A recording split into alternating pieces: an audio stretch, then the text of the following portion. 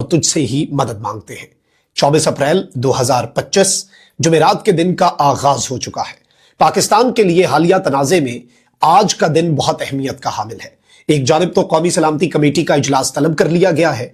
गुज़श्ता रोज नरेंद्र मोदी के घर पर होने वाले CCS cabinet committee on security के इजलास में होने वाले फैसलों के बाद अब यह पाकिस्तान के लिए इंतहाई अहम और क्रूशल मरहला है कि पाकिस्तान अब कैसे जवाब देगा।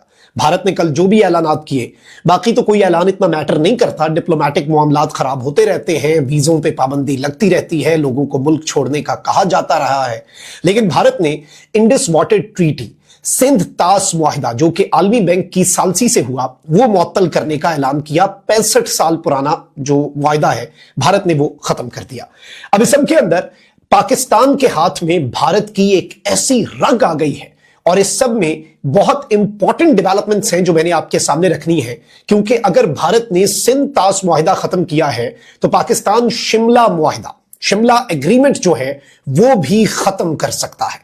इस हवाले से LOC और सियाचिन की जो फर्जी लकीरें हैं वो मिटने का इस वक्त करीब से करीब तर आता जा रहा है। मेरे पास कुछ बड़ी एक्सक्लूसिव डिटेल्स हैं और सिंध तास मुआहिदे का तो आपको पता चल गया होगा। ये शिमला एग्रीमेंट क्या है और किस तरह से भारत की गर्दन दबोचने का एक बहुत ही नादिर मौका पाकिस्तान की हुकूमत के पास, पाकिस्तान की कौम के पास है। और जाहिर बात है, एक चीज तो मैं पहले कह दूं कि आज कौमी सलामती कमेटी का जो इजलास तलब किया गया है जिसमें सिविल मिलिट्री लीडरशिप मौजूद होगी। इमरान खान साहब के दौर में 2019 में भी आपको याद होगा किसी तर्ज पर एक इजलास बुलाया गया था। उसके बाद इमरान खान साहब ने कौम से खिताब किया और वो जुमले आज भी हमें याद आते हैं कि हम रिटेलिएट करने का सोचेंगे नहीं, हम रिटेलिएट करेंगे। और फिर हमने देखा कि पाकिस्तान ने रिटेलिएट किया और इस तरह से रिटेलिएट किया कि तारीख लिखी गई। अभिनंदन वाला एपिसोड भारत अभी भी नहीं भूलता। अब वो अक्षय कुमार, अजय देवगन वगैरह से फिल्में बनवा ले तो अलग बात है, बॉलीवुड में भारत जीत जाए, लेकिन असल में जो अभिनंदन के साथ हुआ वो सबने देखा।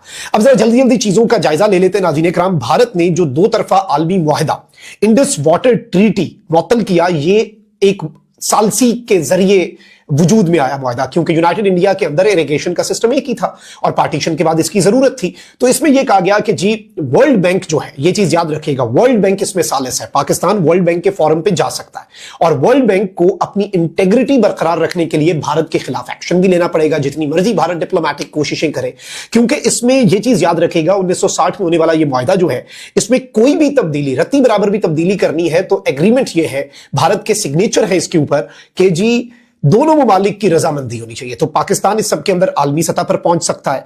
और जारी बात है, अब भारत वैसे सिंध तास मुआहिदा जो इंडस वाटर ट्रीटी है उसकी मुतअद्दिद खिलाफ वर्जियां करता रहा है और पाकिस्तान के जो दरिया हैं उनके ऊपर मुख्तलिफ पन बिजली के मंसूबे जो हैं वो भारत ने शुरू कर रखे हैं।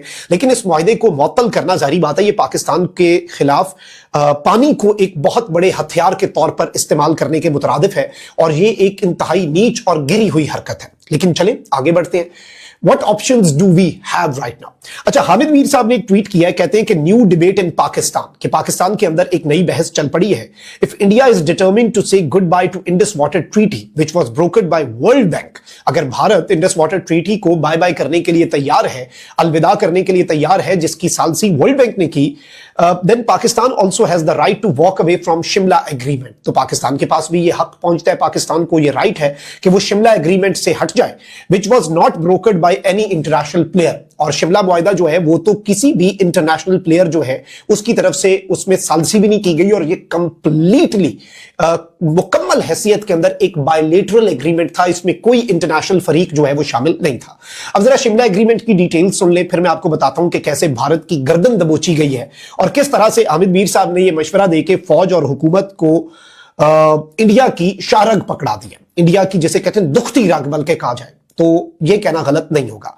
अब नाज़रीन इकराम एक चीज याद रखिएगा कि इंटरनेशनल लेवल पर इवन जो भारत ने, आपको मालूम है कि मकबूज आबादी का स्टेटस बदला अपने कॉन्स्टिट्यूशन के अंदर तब्दीली करके, उसमें भी जब पाकिस्तान उस पर आवाज उठाता है तो भारत यही कहता है कि जी ये हमारा पाकिस्तान और भारत का दो तरफा मामला है ना, तो इसमें यूएन की बात नहीं सुनता इंडिया, इवन जो यूएन की रेजोल्यूशंस हैं उन पर उस तरह से अमल दरामद नहीं करता। वो कहता है कि भाई हम क्यों इस पर अमल, हमारा ये आपसी मसला है, बायलेटरल इशू है, ये तो दो मुल्कों का मसला है, ये तो दो मुल्कों का तनाज़ा है।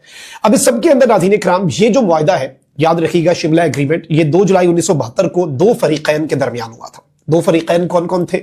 इंडिया और पाकिस्तान।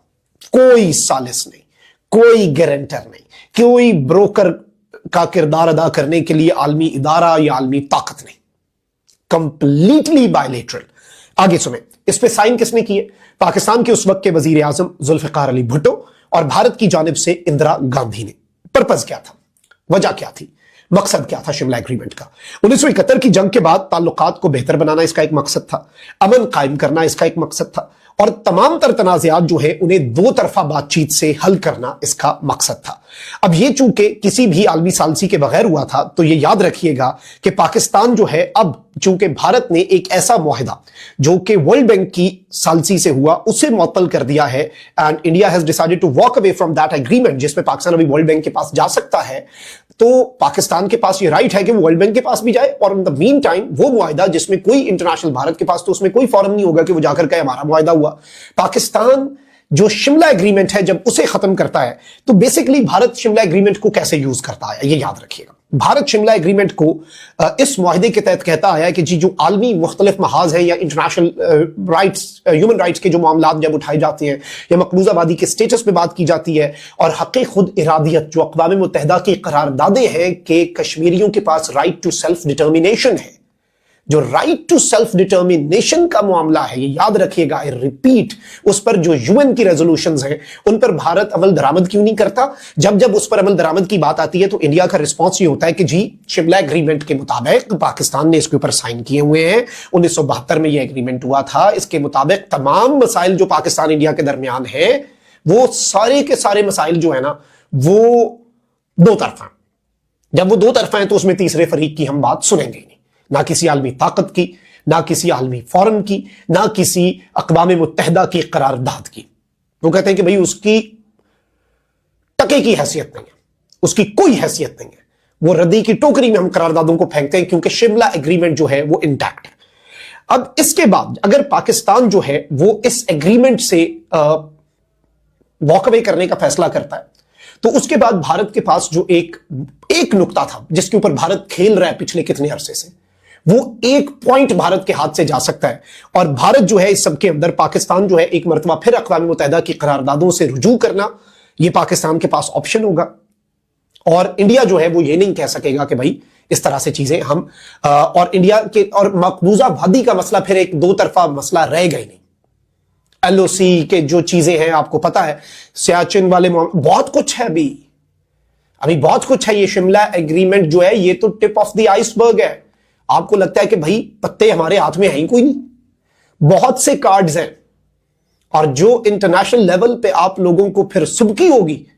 और चले, ये तो आपने ये एक्शन लिया ना, उसके अलावा दूसरी तड़ियां क्या लगाई जा रही हैं जी, दूसरी चीजें क्या की जा रही हैं। मैं बल्कि अभी देख रहा था भारतीय जो मुख्तलिफ, एक बल्कि मेजर है जी मदन कुमार, ये कहता है कि जी जामिया मस्जिद सुभान अल्लाह जी, ये बहावलपुर पंजाब में है, ये उसकी लोकेशन शेयर करके कहता है this needs to be hit, LOC Bahawalpur Punjab, यहां पर हम हिट करेंगे इस मस्जिद के ऊपर, ये बेसिकली यहां पर मदरसे में, ये अल्लाह दिन का लोकेशन है, दो जो मर्जी करो, बालाकोट की तरह दरख्त गिराओगे। और ये जो ये कर रहे हैं इसकी आप इंपॉर्टेंस को समझें। ये अगर स्ट्राइक करते हैं तो उसका स्ट्राइक की सूरत में जवाब देंगे। अव्वल तो इनकी स्ट्राइक सक्सेसफुल भी नहीं हो पाएगी, हुई तो फिर वापस कैसे जाएंगे। बालाकोट में जहाज गिरा, पेलोड जल्दी जल्दी गिरा के जब भागे थे तो आपने तो दरख्त गिराए थे, उसके बाद आपने तारीख की सबसे महंगी तरीन चाय पी, पूरा अपना जेट गिरा के। अब बड़ी बातें हो रही हैं कि हम अपने रफेल यहां पे ट्राई करेंगे, फलाना त्यारा ट्राई करेंगे, ये करेंगे वो करेंगे, लेकिन ऑब्वियसली यहां पे कोई चूड़ियां पहन के तो बैठा कोई नहीं हुआ। पूरी रात पाकिस्तान एयरफोर्स आपका इंतजार करती रही है क्या पाए। हम अमन की बात करते हैं, हम पुरअमन रहना चाहते हैं, हम डी एस्केलेशन की बात करते हैं, लेकिन ऑब्वियसली जब एक मुल्क के खिलाफ आप जारियत करेंगे तो फिर वो मुल्क रिटेलिएट तो करेगा। और इस सब के अंदर ये चीज याद रखिएगा, ये जो शिमला एग्रीमेंट वाला मैंने नुक्ता आपके सामने रखा ना, ये बहुत बड़ा हथियार पाकिस्तान के हाथ में है। Just keep that in mind. अपना बहुत ख्याल रखिए। अल्लाह निगहबान पाकिस्तान।